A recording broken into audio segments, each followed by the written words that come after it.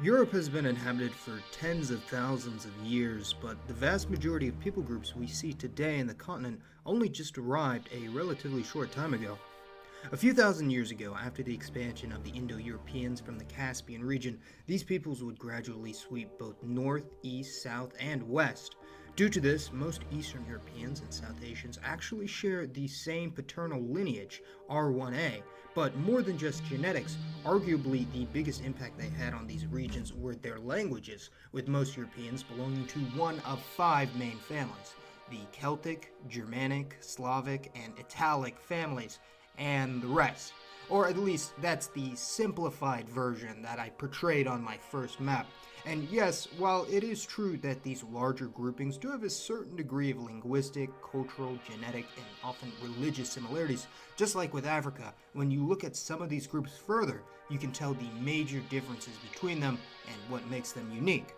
Speaking of Slavs, even though there is some degree of camaraderie and a shared sense of heritage among those of Slavic origin, you can't just put them all into one group, or even three groups as I did last time, but rather for this map I've distinguished between most of the major Slavic ethnic groups, even the Sorbians of Eastern Germany, since they really aren't close enough to the Polish or the Czechs, but rather are the remainder of the formerly widespread Slavic peoples in East Germany. We'll actually get to Russia in the next video, but as you can see, because of population transfers during the 20th century, most ethnic groups have more or less returned to their home nations in this region of northeastern Europe, with a few exceptions, such as Hungarians in southern Slovakia, or the large Russian minorities in the former USSR, and although they do make up a moderately large minority in Belarus and Ukraine, interestingly, they have had a much larger linguistic impact on these countries. Now, because Russian was used as a lingua franca in the Russian Empire and later the USSR for such a long time,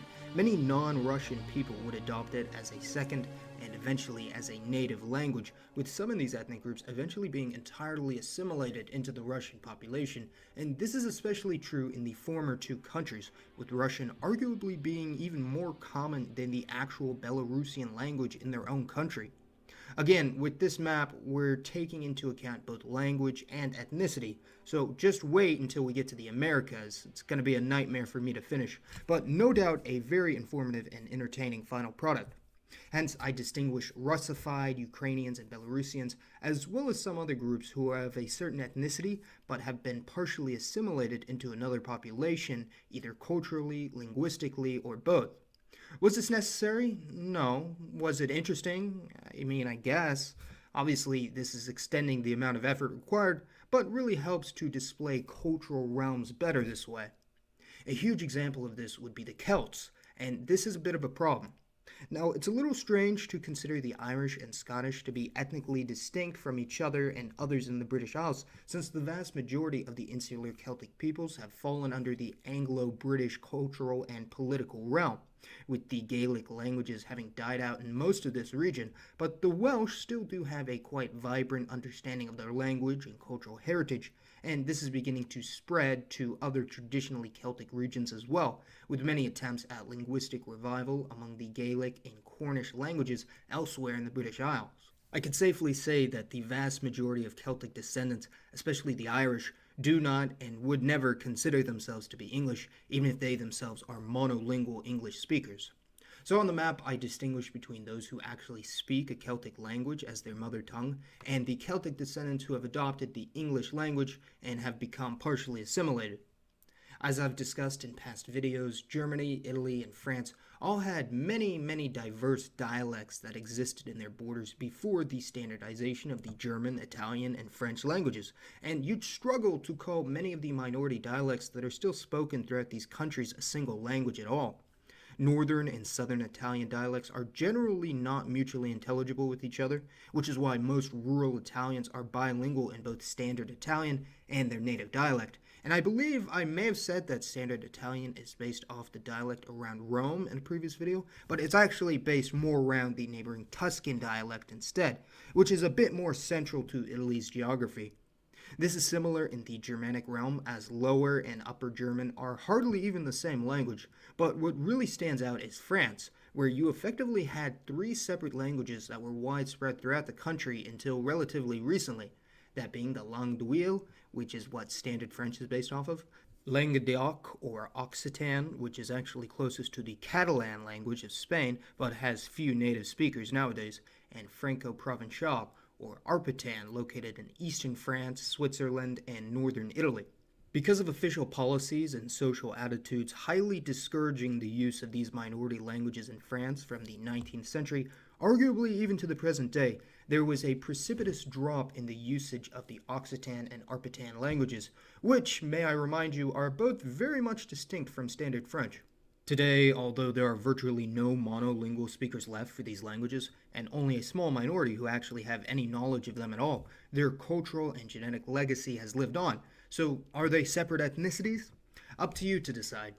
As I've mentioned before, the region of the former Occitania in southern France is known to have more of a Mediterranean and Latin influence, while northern France has a large degree of influence from northern Europe and Germanic peoples, seeing as to how this region was conquered by the Franks. I know someone joked in the past that eventually I would go so far as to map out every individual dialect in Europe, and I haven't gotten to that point yet, but who knows, maybe someday.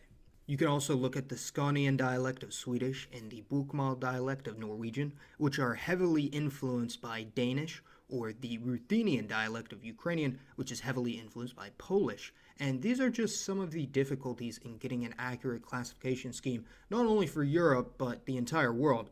Now, why distinguish between these different languages or dialect groupings for Germany, Italy, France, and Spain, and not, say, between Serbs, Croats, and Montenegrins?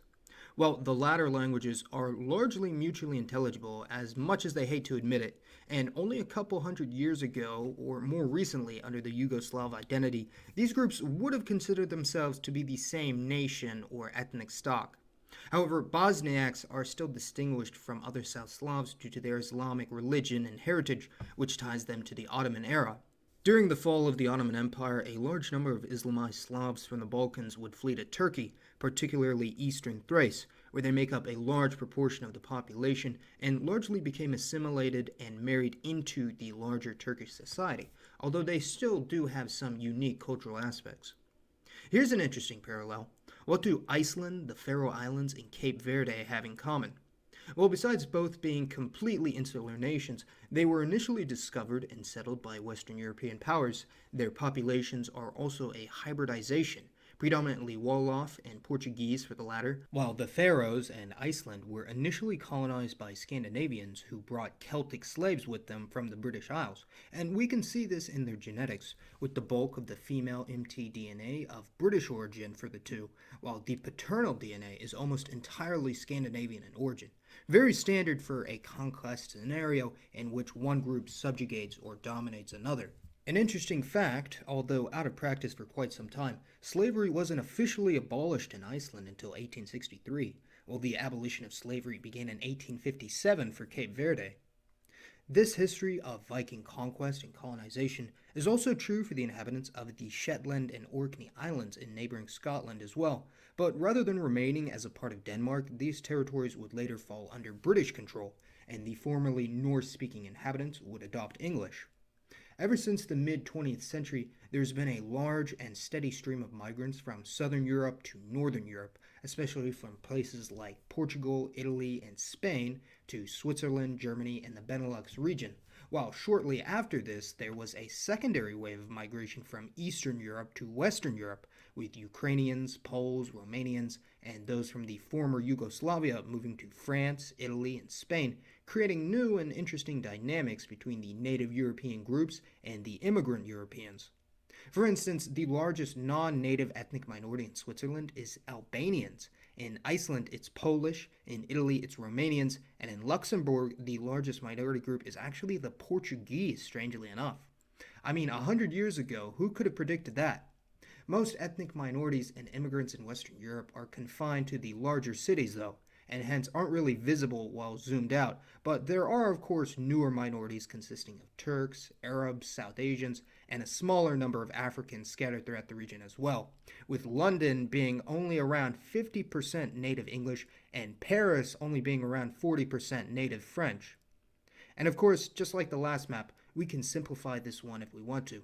which to me is a little underwhelming since, I'm going to be honest, Europe really wasn't so interesting for me to complete simply because I've seen so many ethno-linguistic maps of Europe done before, and many in much greater detail than my own here. And that's why I decided to add a little bit more detail in distinguishing between traditionally distinct dialect groups, culturally and linguistically assimilated peoples like Russian speaking Ukrainians or English speaking Celts, as well as distinguishing between religion for some groups as well. Putting the pieces of the puzzle together, here's what the map looks like so far with Africa included. And just like a puzzle, it's really starting to come together, and I should be finished in just a few more days, although I reserve the right to make a few modifications to my existing work, and I probably will, particularly with the color scheme of some groups. I don't really appreciate the randomness of many of my color groupings, and if anything, I might go through and change some of them to more accurately reflect their relation and distance to neighboring groups. I've seen people attempt projects similar to this before, where they will also attempt to map out every single ethnicity on the planet, which again is not what this project is, and normally the first continent they finish is Europe, since to most people it's pretty cut and dry, but to me it's really not that simple, and we needed to show the nuances of it all. Africa and Asia is normally where most people give up, anyways, since there were so many people groups and their relations with each other are so complex that most people don't even bother, which is what I was very tempted to do regarding this project here. But I think in my last map over Africa, I showed that it's possible to map out the ethno-linguistic and even religious groups of Africa in a somewhat consistent, standardized way. I really appreciate your patience and keep your eyes peeled because the behemoth of Asia is coming up next. As always, this has been Mason. Thanks for watching, everyone, and I'll see you next time.